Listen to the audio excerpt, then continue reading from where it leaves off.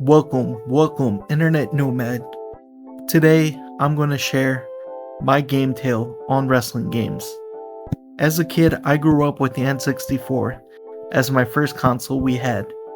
We had two wrestling games, WWF No Mercy and WWF WrestleMania 2000. I preferred No Mercy because the weapons didn't despawn every time they were dropped. Also, I loved the storylines. This game had the best championship mode in all of wrestling games. Some of the segments were based on real Attitude Era stories. Some matches could be both won or lost and progress the story. It depends on the outcome of the way the story goes. I love replaying to see the other paths. After beating one of the championship paths, you could replay as the champion and unlock a whole other unique path. My favorite wrestler of all time is Mick Foley. I read his first two books.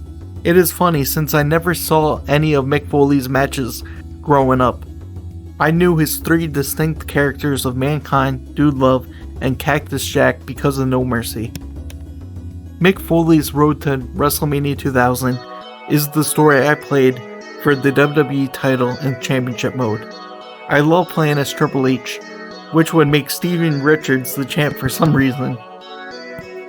Games are how I experienced wrestling first. I had a strict bedtime as a child, so I couldn't watch many late night shows. I started watching wrestling around 2005. I would only watch SmackDown because it came on Fridays, not a school night. My earliest memory is seeing John Cena and JBL face off before WrestleMania. I love John Cena, and he's the reason I grew up liking rap music. The second wrestling game we got was WrestleMania 18. Even though the game had no story mode, I love battling for all the titles. This game had a bunch of titles like the Smokin' Skull title. The game was just a bunch of random matches on whichever difficulty you set it to. I was so good at the game that I played on the highest one. We got WCW NWO Revenge from my godparents. It was so cool. Seeing all these wrestlers in a game like No Mercy is great. My favorite is Rey Mysterio, who up until that point I could never play as. My older brother would get a PSP, and we played SmackDown vs. Raw games on it. Those storylines were golden. I still sometimes look up cutscenes from those games. The games were peak stories. My favorite story was where Candice Michelle uses magic and turns you into a female to wrestle her. We would get a Wii and would play the latter half of WWE games on it. After the Wii, I stopped playing WWE games. The Switch wasn't powerful enough to run the 2K games. The Wii game started rough. The first one was a motion control mess. I liked being able to control the entrance. The entrance was actually important for the match. You begin with more momentum if you do a good job. On Steam, I bought WWE 2K16. I couldn't actually play the game since my computer wasn't powerful enough. The game was more playable on my PC than the other only WWE 2K game on the original Switch. I was tempted to buy the Switch game, but I saw how bad it played and decided against it. My younger brother got a PS5, but I never put time into playing it. I would get a Steam Deck where this year I decided to pre-order WWE 2K25. This came with last year's game. I played very little, but I hope to play more soon. My problem is that every time I go to play, the game needs an update. I also hate button mashing for submissions. Luckily, accessibility options exist to change that. I wish I could be good at wrestling games again. I used to be able to play on the toughest difficulty no problem. Now I like to simulate matches and write my own stories.